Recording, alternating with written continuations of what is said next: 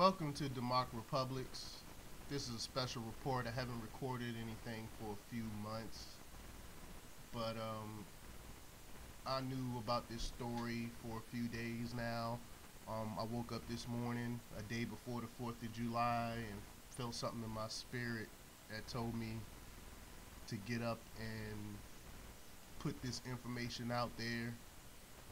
I know this might sound crazy, but Obama is supporting slavery in that new TPP bill that just got fast tracked.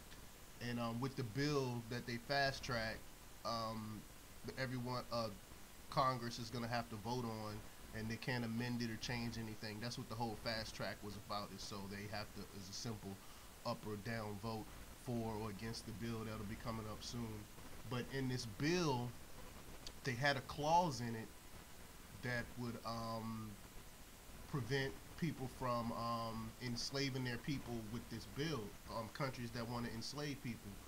And Obama, our first black president, wanted and did and succeeded in taking this clause out of the TPP bill, which you can see on Huffington Post. And I did a lot of research on this because it was, I mean, even for me being suspicious of government, of how I am, even for me, I couldn't even believe that the New World Order, excuse me, New World Order would take it this far as to put America's first black president and make him be for slavery, which just a few days ago he just was had a speech talking about equality and freedoms and stuff, and how gay and homosexuals should be able to marry.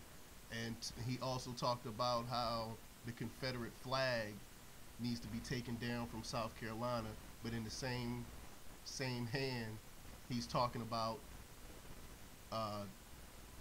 him being for slavery in the countries. And people ask him why. They said, why are you for the slavery? Why are you for taking out the slavery clause in this bill? And the best excuse he could come up for, he said, I'm quoting from the Huffington Post. The president does not want an anti-slavery provision in what he calls the most progressive trade deal of all time, because it would keep a country noted for its egregious slave trade out of the treaty. So just to keep a country in the treaty so China don't trade with this country, he's going to be for slavery. So trade trumps people's rights. And this is coming from a black president. And this is in your face. And when is our country going to stand up? When are we going to speak out against government run amok? Tomorrow is the 4th of July. I would urge people that can, I know I am tomorrow, to print out some flyers and pass it around, and try to make people aware of this TPP bill, so they can call Congress or contact their local Congress and try to get them against the TPP bill. Because not only does this bill have endorsed slavery, but it also takes away our country's sovereignty. They're trying to make our country like the EU, where our president basically don't mean anything. A foreign entity is going to be able to make and write our laws, which they pretty much do already with their by them funding Congress and stuff like that. But it's not so. It won't be so blatant. We'll be more like the EU.